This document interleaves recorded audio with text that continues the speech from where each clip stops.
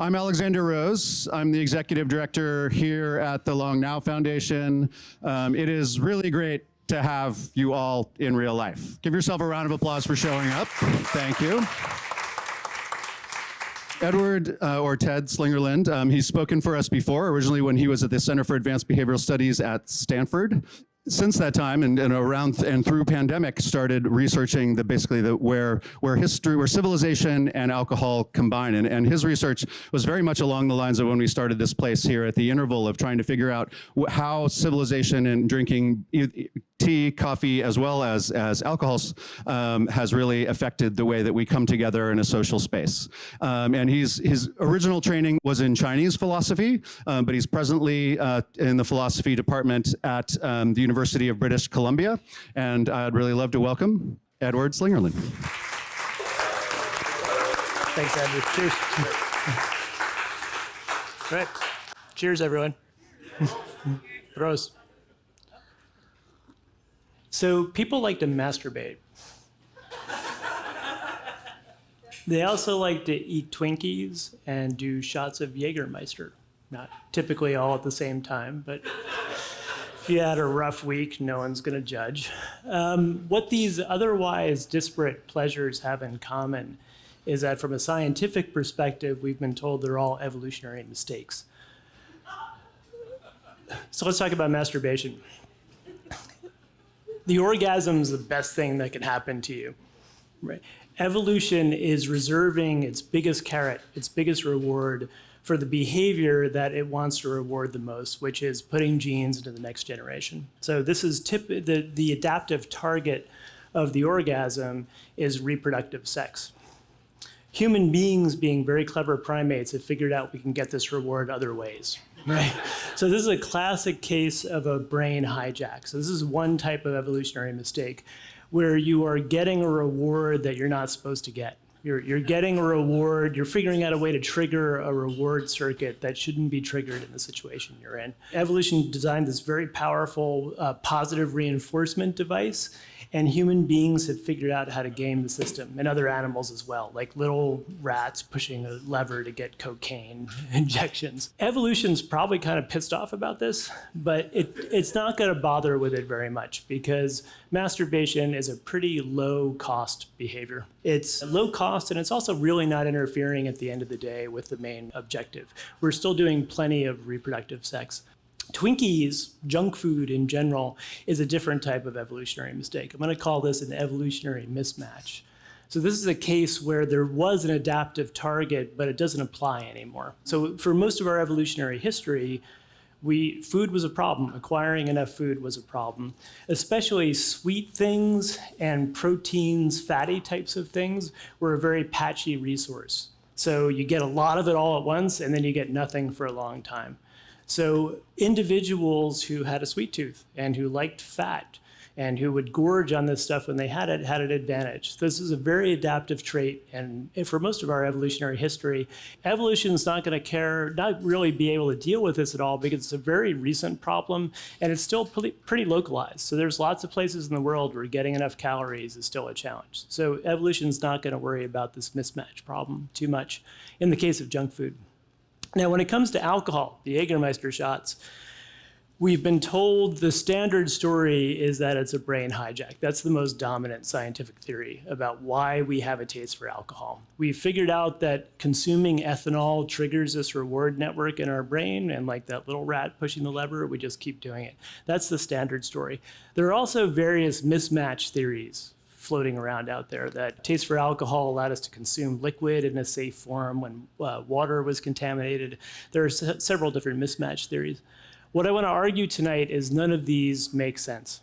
None of these can actually be an explanation for an evolutionary explanation for why we have a taste for alcohol. And that's because our taste for intoxication is ancient, costly, and dangerous. As long as we've had writing, people have been complaining about the dangers of alcohol, the dangers of alcoholism, the dangers of social chaos caused by excessive consumption. We find this in ancient Egypt, ancient China. In ancient Sumer, it's estimated that half the grain production went to producing beer. So they're taking half of their food and turning it into liquid neurotoxins. And as you notice, kings had to decree that their subjects weren't allowed to make more beer than a certain amount because people want to turn it into beer. So very costly in terms of social consequences and also just materially costly, economically costly. It's estimated that today, most households spend about 1/3 of their food and beverage budget on alcohol. And that's almost certainly an underestimate because of black markets and underreporting. And you may have not gotten the memo yet about masturbation. It doesn't make you go blind. Don't worry about it. What does make you go blind is alcohol. Shots of Jägermeister can make you go blind. So alcohol is very damaging physiologically. It causes liver damage, it raises your cancer risk. From a medical perspective, there's really no upside to alcohol. And you can forget about all the French paradox cholesterol stuff. It's bad for you. From a biomedical perspective, alcohol is bad for you. It's a dangerous substance. In the tiny country that I live in now, about the size of California, 2014 is estimated that the economic impact of alcohol abuse was $14.6 billion. That's probably Canadian dollars. So that's like $10 US, but it's still a lot of money. 14,800 deaths, 8,700 hospital admissions, all these years of productive life lost. If this is an evolutionary mistake, it's an incredibly costly evolutionary mistake. It doesn't make sense that there would not be some pressure to fix this if all it was a cost. Now, sometimes it is the case that evolution can't fix something. So evolution is constrained by certain conditions. So evolution can't act on a variant that doesn't exist. Selection pressure can't select for a genetic variation that isn't out in the world yet. So it's possible that our taste for alcohol is a mistake. It's a very costly, ancient, dangerous one, but genetic evolution just hasn't churned out a variant yet that would fix the problem. That's one possibility. There are also various types of what's called path dependence, where evolution makes one decision and then it's kind of stuck. It has to keep going down that path. So that could be part of the story too. It's not. Neither of those is possible in this case because there are genetic and cultural solutions to the problem of intoxication. The evolution could have taken advantage of it if it wanted to. So let's talk about the genetic one first. There is a set of 2 different mutations in enzymes that have to do with the processing of alcohol in the body that lead to a syndrome that's sometimes called Asian flushing syndrome because it's most common in East Asia. If you have this syndrome, a couple sips of alcohol, your face turns red, you start to flush, you feel nauseous. Drinking alcohol is very unpleasant if you have this genetic condition. If alcohol were just a costly mistake, this is the solution to the problem. This is awesome. It's actually so effective at helping with drinking that a chemical that reproduces the effects of this genetic syndrome is used to treat alcoholism because you just don't like to drink. So there is this genetic solution out there, and it's an ancient one. So it's estimated that this evolved 7,000 to 10,000 years ago, somewhere around present-day Shanghai. But it just sits there. This is present distribution, focused around its origin, spread a little bit to Japan and Korea, but it's pretty much sat there. It's also very interesting that analogous mutations causing the same effect have evolved at least twice independently, once in the Middle East and once in Europe, and also remain very confined to limited populations.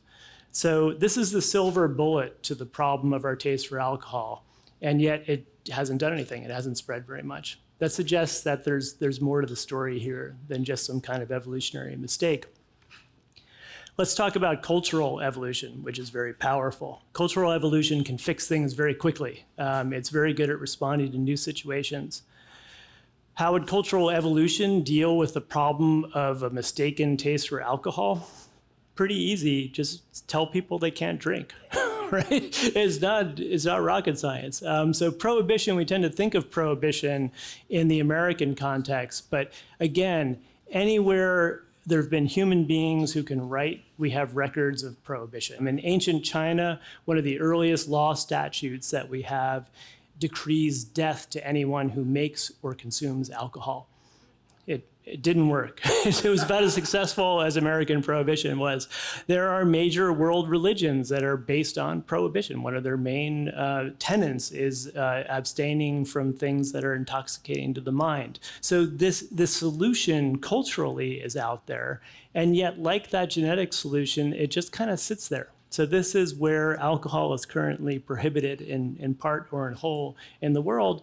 And it looks a lot like that genetic map. It didn't disappear. The solution maintains in our genetic and cultural repertoire, but it kind of sits there. It doesn't spread the way you would expect it to spread.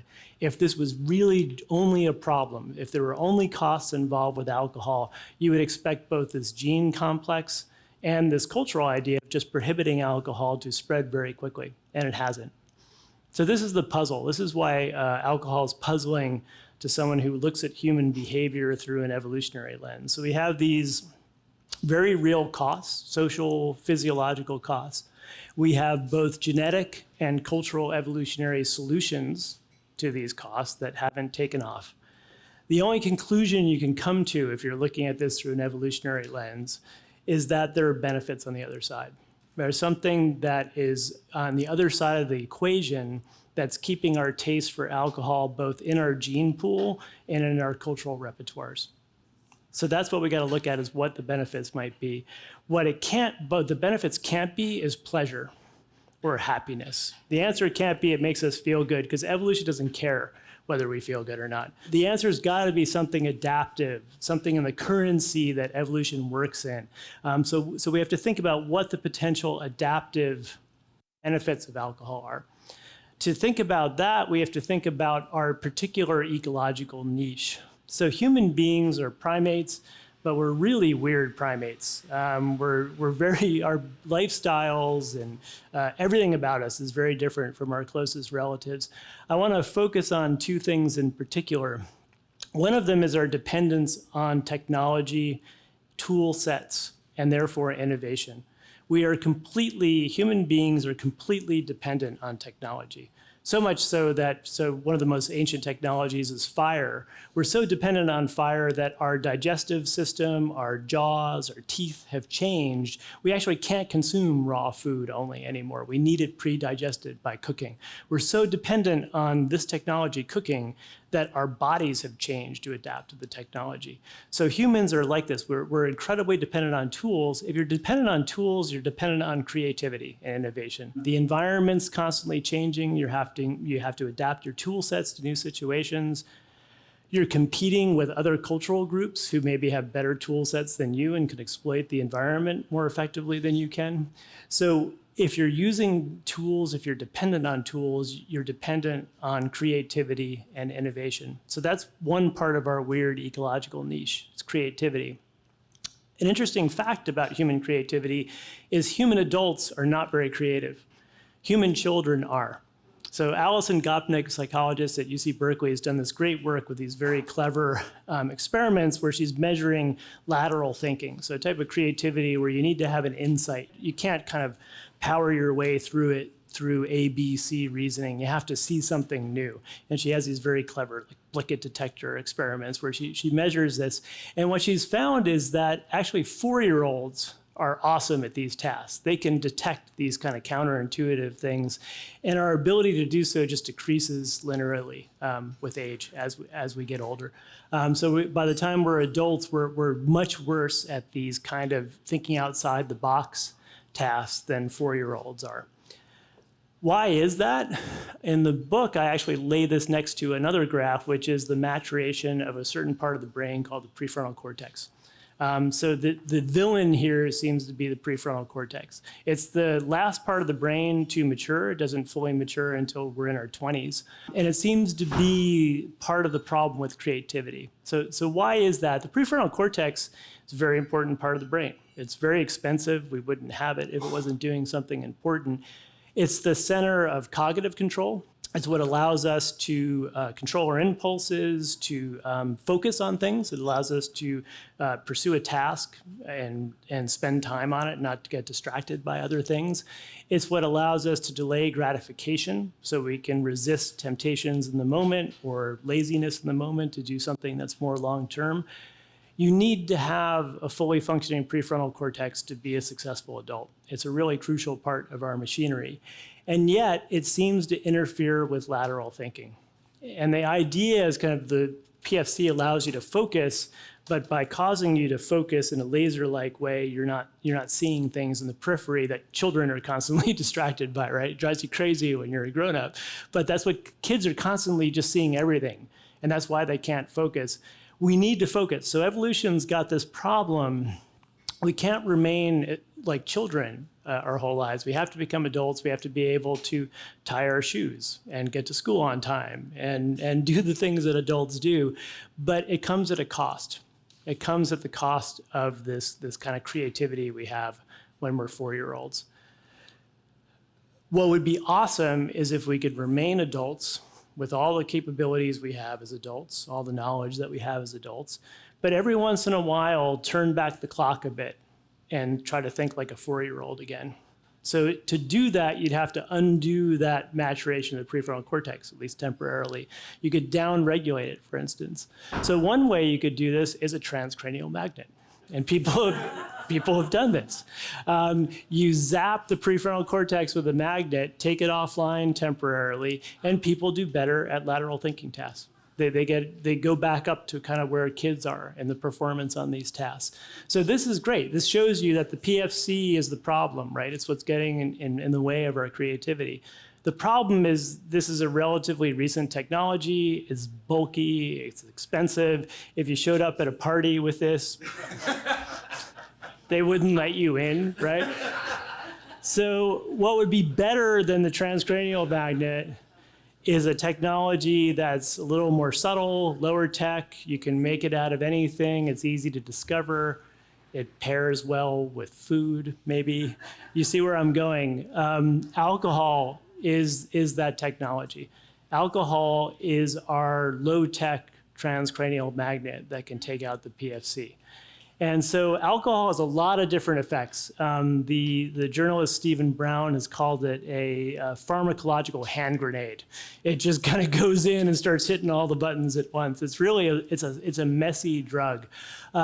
So it is in various timings and ways. It simulates the effects of meth and cocaine, Prozac, Valium. Opium is doing all of these things and at various points as your BAC increases.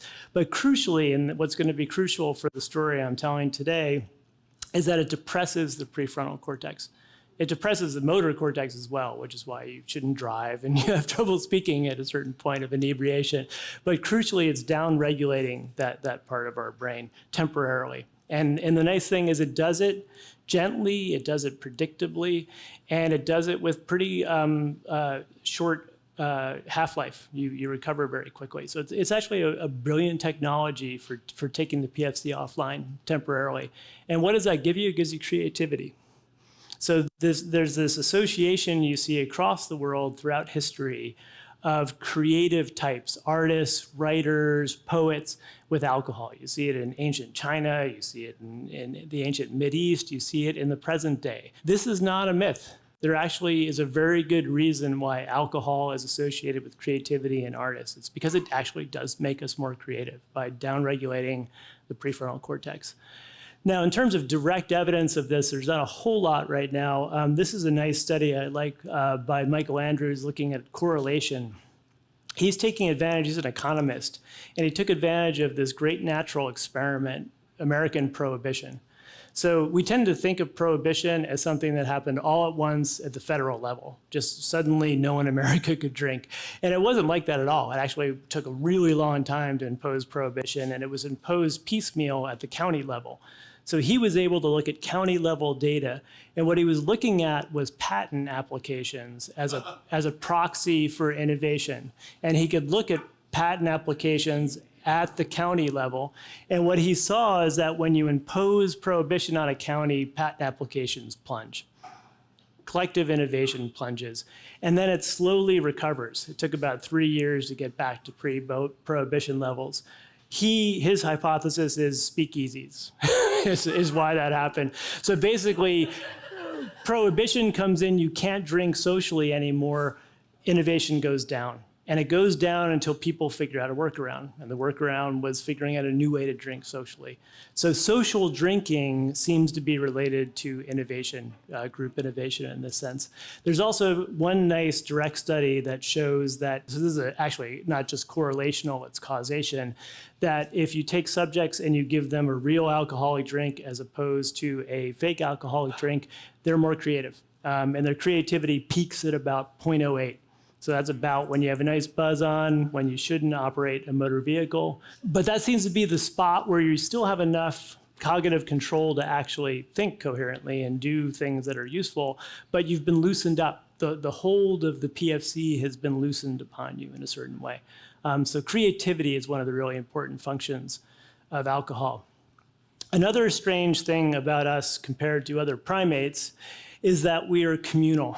We're dependent on other people in a way that no other primate is. And to get anything useful done, we need to trust one another. We need to engage in long-term cooperative tasks that require trust. And when we embark upon these tasks, we run into various types of cooperation dilemmas. And these go under different types of names, prisoner's dilemma, tragedy of the commons. They have the same structure, though. You get the best payoff if you trust and you cooperate. The problem is, and this is a crucial part of the structure of these dilemmas, I don't know in advance whether or not you're going to cooperate with me. And if you don't cooperate, if you defect, as economists put it, I'm screwed. I get zero, you get a great payoff. And so for a rational, self-interested agent in a prisoner's dilemma game, the only strategy is to defect. So everyone defects, and everybody gets that kind of bummer mutual defection outcome. In real life, people solve this all the time. We're constantly solving prisoners' dilemmas in our real life. And we do it because we're not rational, self-interested agents. We're emotional. And we use emotions to help us solve these dilemmas. We have emotions like honor, like loyalty, like trust, that allow us, that bind us to each other in a certain way that prevent defections from happening. So emotions, the economist Robert Frank has a great book called Passions Within Reason, where he explains that these love and honor and these things, they're approximately irrational. So in your actual psychology, they're not rational, but they have this kind of long-term rationality on an evolutionary scale. So we use these emotions, and because emotions help us cooperate, we use them as cues to know who's a good cooperator and who's not. So when we're deciding whether or not to trust someone, we look at their emotional expressions. This is the safety net we have in cooperation. I meet you, and you genuinely are happy to meet you. How do I know you're genuinely happy? Because you have that smile on the left and not the one on the right. The left one is a Duchenne smile, completely different muscle system, not typically under voluntary control. That's the smile you make when you're serving people in a restaurant or something. You have to be nice to them. We like the one on the left, we don't like the one on the right. So we use emotional displays as a way to know whether or not to trust people. This opens up this possible risk, though, that people could be faking it. The soft spot here again is the prefrontal cortex. In order to lie, in order to cheat, in order to calculate, you need your prefrontal cortex in top shape. Lying is very difficult cognitively, right? You have to keep in your mind both what's true and what you're telling the person. You have to suppress emotions that have to do with the false thing that you're not telling them about. It's real. You need your PFC in top shape. What's also interesting is when the PFC is in top shape, we're not as good at detecting lies. And this seems to be because we look at, when we're consciously focusing on detecting lies, we're not very good at it. We look at the wrong things. It's only when we're relaxed that we actually take in more information. So let's target the prefrontal cortex with what? With our good old friend alcohol, right? Downregulates the prefrontal cortex. It makes it harder for us to lie. It makes it easier for us to detect lies. And it's also simultaneously boosting some hormones like serotonin that make us less likely to cheat.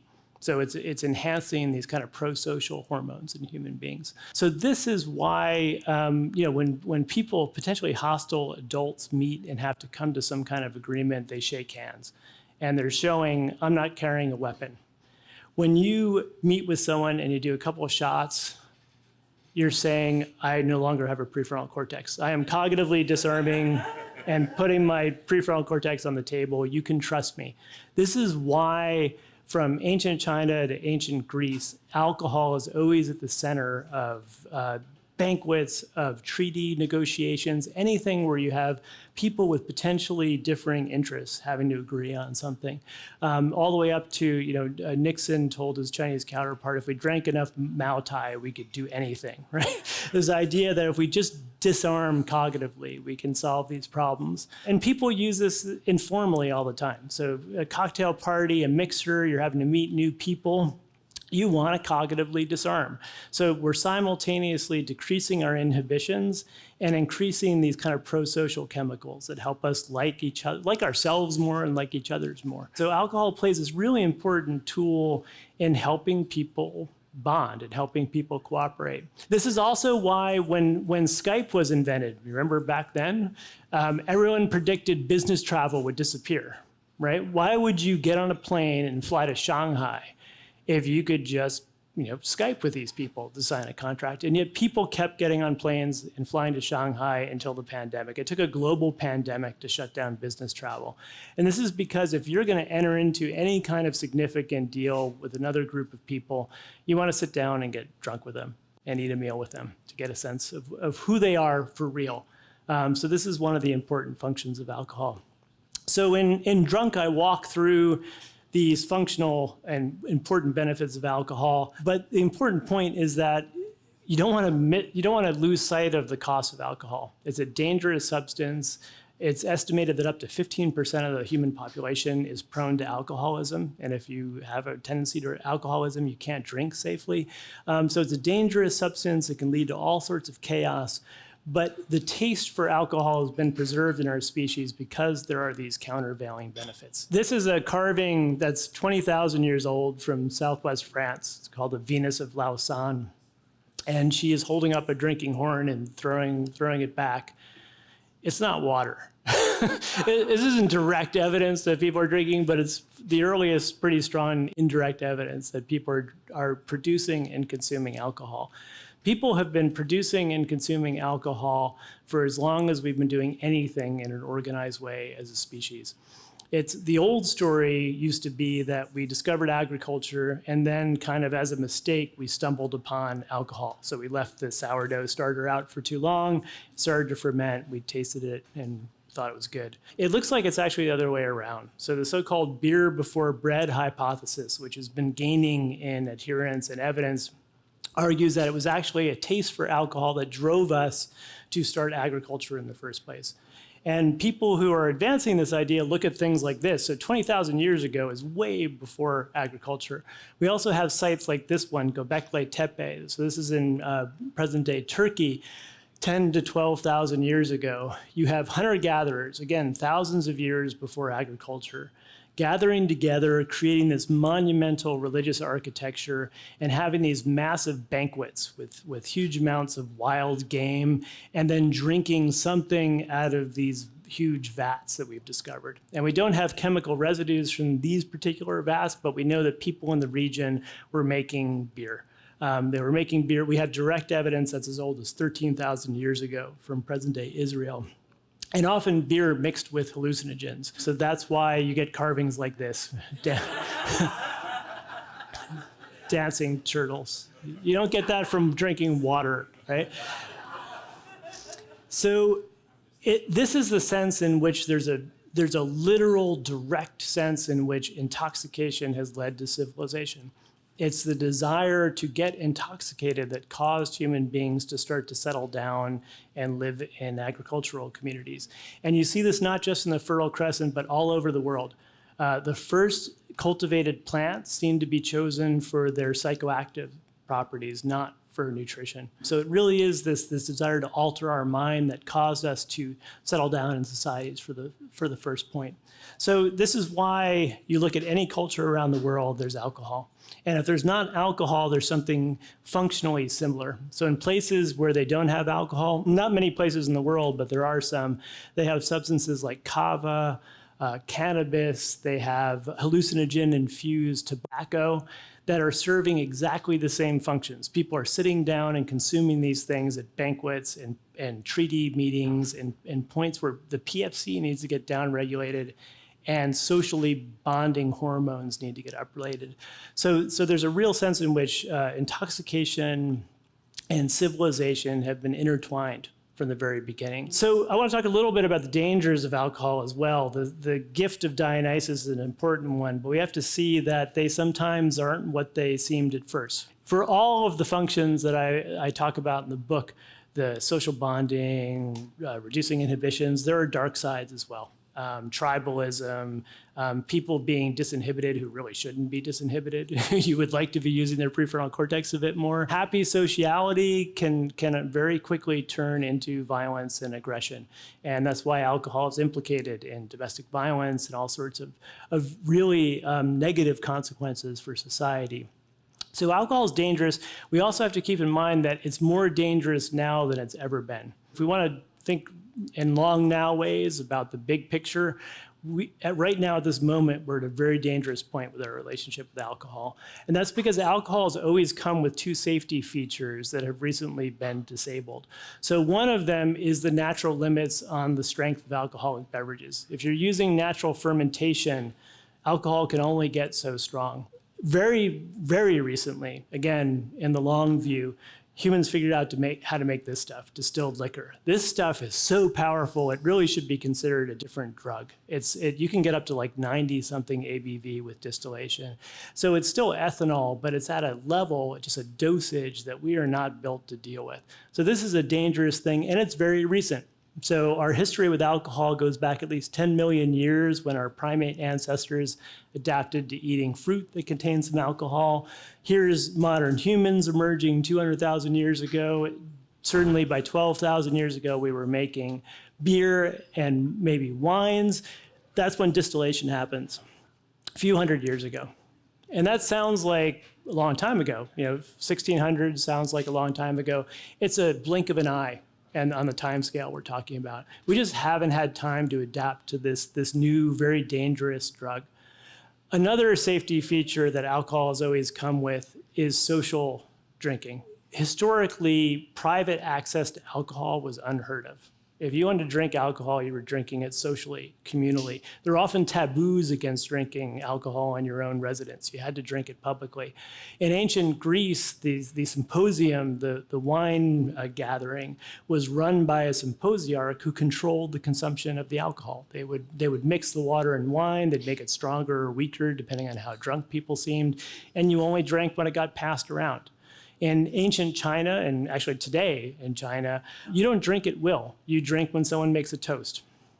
So when someone makes a toast, you say ganbei and you drink, and then you have to wait until someone makes a toast again before you drink again. It's a very powerful way to control people's drinking levels.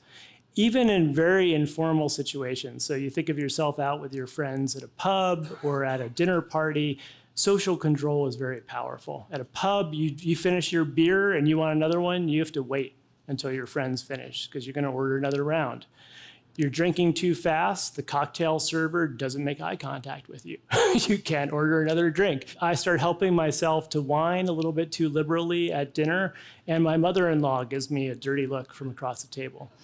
Right? We have all these ways of socially regulating alcohol consumption, and this is a safety feature. It's actually part of how we've used alcohol. All of this goes out the door when you have drive-through liquor stores. You can go through a drive-through liquor store and load up your SUV with enough liquor to kill a medium-sized village and just take it home. This is evolutionarily unprecedented, and it's dangerous. And of course, COVID made this so much worse. Lockdowns made drinking at home pathological. And I think a lot of us are still actually recovering from that because alcohol is incredibly physically addictive. Once you up your uptake, it's really hard to dial it down again. So one take-home message from the book is beware of distilled liquors and don't drink alone. Drinking alone is really dangerous. Now that COVID lockdowns are down, we're meeting in person here. We're all drinking actually in public. There's a bartender who can look at you and go, no, I'm not going to give you another drink.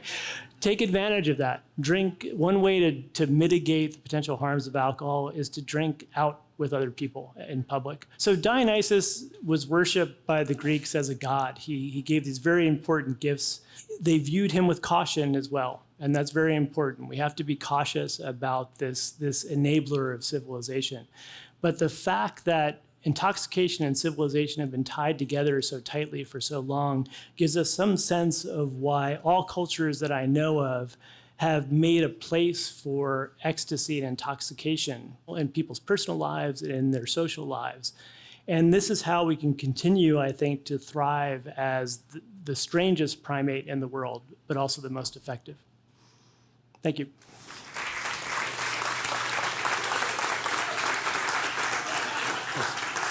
Thank you, Ted. That was really great. This question of whether or not this is a hijack or a mismatch or an evolutionary mistake, I think it's an interesting one. So you're calling out both the mismatch and the hijacking, yes? Yeah, I think they're both wrong. They're both wrong. And you just think it's just a plain old mistake, and we're too shortly into it to have adapted? So I think they're both wrong because the costs are so high that it doesn't make sense that this mistake would be allowed to stand by evolution. Thered be so much pressure to fix it, and yet it hasn't been fixed, right? Even though we have these solutions. And I mean, there's a curious thing about this drug is that it's gone in and out of legality in many countries, including ours. But I mean, there's other psychoactives that in some cases, I mean, people can argue are better or worse. I mean, it's very rare that someone gets, stoned on cannabis and beats their family, whereas they will do this on alcohol. I mean, what's your take on, the alcohol substitutes of the world? Yeah, so in the book, I do discuss other intoxicants, and I argue that there's a reason that alcohol is I call it the king of intoxicants. If you gave a cultural engineering team the task of coming up with a substance and you gave them design specs, we want it to be easy to make out of it. Anything, it should have predictable effects, short half-life, predictable across individuals, they would probably come up with alcohol. So if you look at cannabis has advantages. It doesn't lead to violence. It's not physically addictive. It's possibly psychologically addictive, not physically.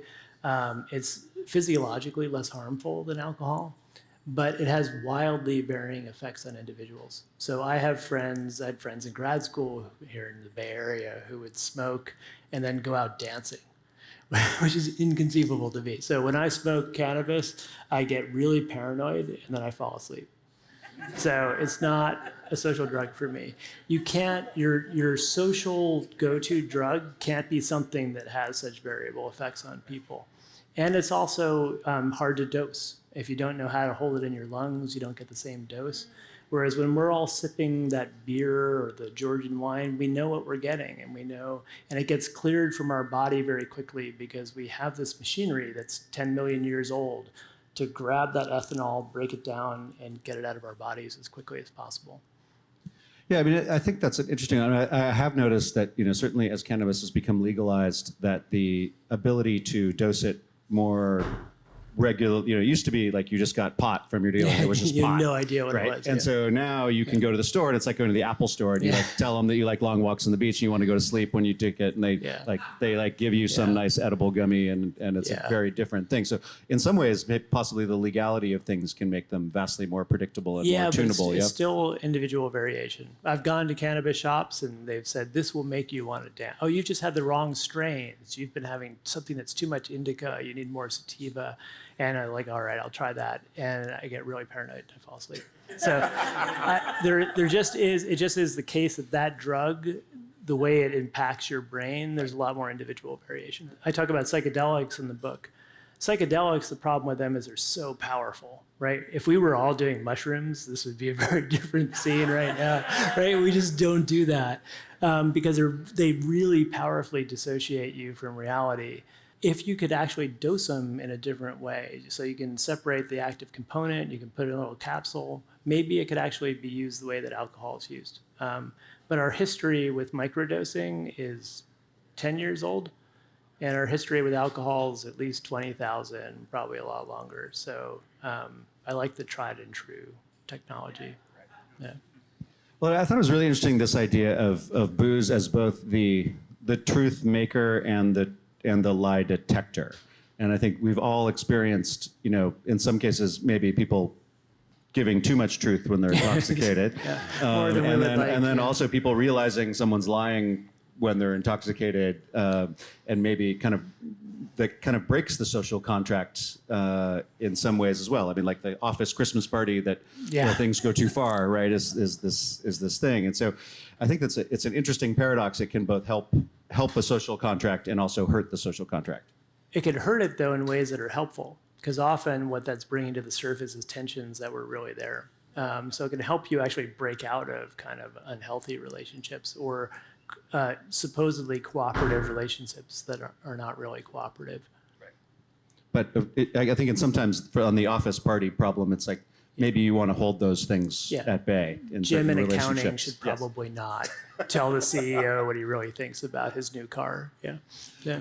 And I think it's interesting that you point out some of the civilizations that have developed the different types of social contract around alcohol. The Asian cultures, like, I mean, in Japan, like, you never pour your own drink. Somebody else pours it for you. And however, I've never really seen that as a limiting factor in that Japanese culture. But I mean, I think that may have been what it was about. And even the term bar came from barring you from getting to, it was a bar originally, just to stop you from getting to the alcohol whenever you want. So can you say a little bit more about this part of the social contract? Well, this is how, I mean, we're a clever species. So we have this substance that's useful, but it's dangerous. And so we come up with strategies to mitigate its harm. And one of those strategies is always drink socially. And social drinking in most cultures is so surrounded with ritual and all sorts of regulations. It's a safety feature. It allows you to consume it. If you as an individual, so when I was coming home from going to the States during COVID lockdowns, and I was, in my apartment for 2 weeks, and I could call up my local taqueria and get, some carne asada delivered and also as much tequila as I wanted. That's really dangerous. If you're asking me as an individual alone in my apartment to regulate my alcohol consumption, I wouldn't bet on me. But if I'm out in public with my friends and my family and we're drinking together and people are regulating me in both conscious and unconscious ways, that helps. So the humans have developed this kind of social safety net to help us consume alcohol safely. And that's why I think that this trend toward drinking alone, kind of suburban American life where you, instead of going to the pub after work as you would in Europe or the cafe, where there's kids, there's old people, everyone's there, everyone's drinking moderately, you go home and you have access to your liquor cabinet and as much wine as you want. We're not designed for that. Right. That's the mistake part. That's the mistake. Yeah. That was never part of the plan evolutionarily. Yeah. And I mean, and speaking of that, and so this will be the last question I ask before going to the audience here for some questions. So please raise your hand, and we'll get a mic to you. But I think one of the things that, and I remember Lance, the head distiller at St. George, who made these spirits for us, that he looks at distillation as effectively, preserving a moment in time. And a particular bill of ingredients that can then last effectively in perpetuity. And I think clearly there was some part of using alcohol as a preservation of calories. Like you can't, they couldn't preserve grain without refrigeration and other things all the way through all the winter. So actually, if at least it's part of your calorie intake, it's a way of getting calories all the way through preservation, not just for the drinking part. Yeah. Absolutely. So, I dismiss the mismatch theories because I don't think any of them can be the whole story, but they could be part of the story. So there's the biological ennoblement argument that when you take grain and ferment it into beer, you're adding micronutrients. And that's probably one of the explanations why people living in, let's say, ancient Egypt could live on these incredibly monotonous diets. So they're moving from being hunter-gatherers where they had meat and vegetables and all the fruit, and now they're just eating bread. That's all they have is bread and water and beer. And so beer is giving them these really crucial micronutrients that help. And as you said, you have this excess harvest, you need to store it somehow. Beer and wine are good ways to do that. Distillation is an awesome way to do it because it lasts for so much longer. And was that also a way that people used to, in some way, fight their own microbial battle with the food that they ate? Yeah, so when you ferment, if you take water that's contaminated and you ferment it, it becomes potable. So the dirty water hypothesis, as I call it in the book, is certainly got to be part of the story. But the problem with that as a sole explanation is that a lot of cultures that drink alcoholic beverages mix it with raw untreated water, or they drink both. Or you have cultures like China where, so if the problem is dirty water, boil it. And China has had tea and this kind of taboo against drinking unboiled water for as long as we know. And yet they're still drinking lots of alcohol. So that can't be the only part of the story. But I think a lot of these mismatch hypotheses are feeding into the other kind of social functional. Right. They can be yes and, not exclusive. Yeah. Yeah. Do we have a question? Anyone? Given the relationship, the long-term relationship with us and alcohol, I was wondering your thought on, like, has evolution done the ROI analysis and realized alcohol is worth it? I think so, because it both genetically and culturally, it was given an out and it didn't take the out. So I really think that the fact that we have these solutions that have not spread, that have not reached fixation, but still hang around, which is interesting in itself, suggests that there has to be countervailing positive benefits. I mean, of course, we're talking in the talk, and now we're giving intentionality to evolution, right? It's a blind process, but it's the intentional language is a helpful compression. It's good for humans to reason with, and so yeah, I think evolution basically has been aware of the cost, but has also been not made everyone have Asian flushing syndrome, which is what it would have done if it was all costs and no benefits. Interesting. Yes. So other animals, lots of them besides people, drink alcohol. We've all seen pictures of drunk elephants. Yeah. I've watched wasps going after downed fruit, having trouble flying afterwards and running into things. Yeah. So how do you feel about the extent to which this is not really limited to peculiar apes? Yeah. So biologically, ethanol is a kind of pleasure lock. It makes lots of organisms feel good, not just humans. What's different about humans is we actually make alcohol and use it consciously. Elephants are not brewing things, right? So that's what's distinctive about human beings is other species discover this typically through us. So the myths about elephants getting drunk on wild fermenting fruit. Someone did a study just with the body weight of an elephant, like how much fermented fruit you would need, and it's like a football stadium full of fruit. It's just not possible. If they're drunken elephants, they've broken into distilled liquors that humans have made. So we're the ones who make this stuff and make it available in an intense way and in a widespread way, and consciously as a tool. Interesting. Yep. Any other questions? Yeah, you mentioned that we're sort of at like the most dangerous part in history, and I was just thinking about do you think that it's going to continually get more dangerous or less dangerous, and why? It may get less dangerous if we discover that microdosing gives us all the benefits and none of the costs. It might be less dangerous if we just if we're aware of what the dangers are, we can design social mechanisms that will help us. So we have, humans have some control over this. But I think that the problem is when it comes to alcohol, we've been flying blind. It's just been like, oh, it's this fun thing we do, evolutionary mistake, but whatever, we enjoy it. When we have that kind of muddled way of thinking about alcohol, it's hard to make intelligent decisions.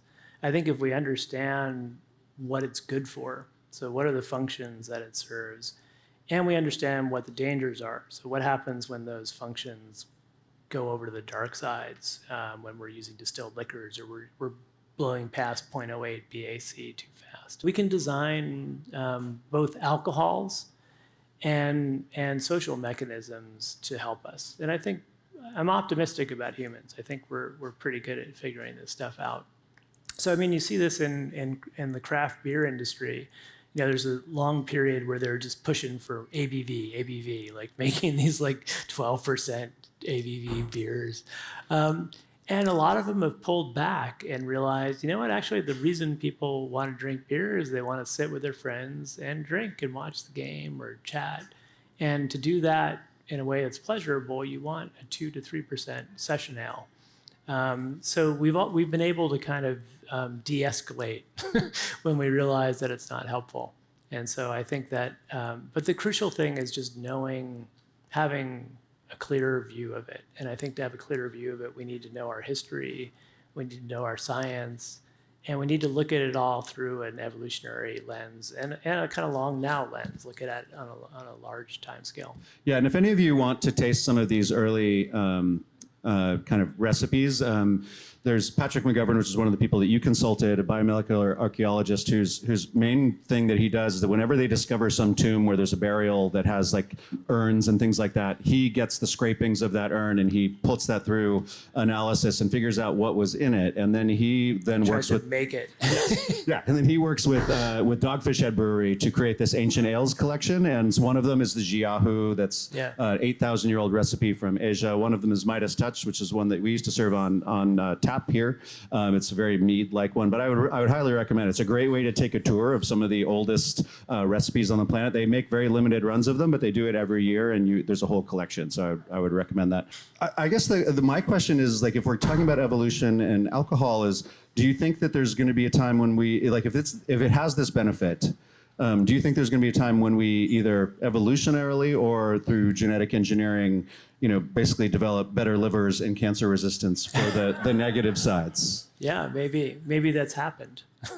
Maybe it's actually ongoing. There's a interesting hypothesis that so distillation first happened in China. It happened several hundred years before Europe.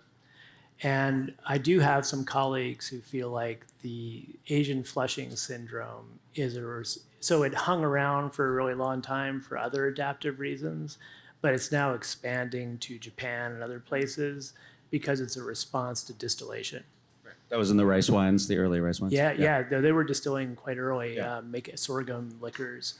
So it's possible that maybe that genetic syndrome will spread because maybe alcohol has become too dangerous and we need to flush and feel heart palpitations when we have any of it. Right. But so we can, this evolution keeps. They could be the first sign of that evolutionary reaction. It's interesting. Yeah. Thank you so much. It was really great thanks. to have you. Thanks. Really appreciate it. Thanks.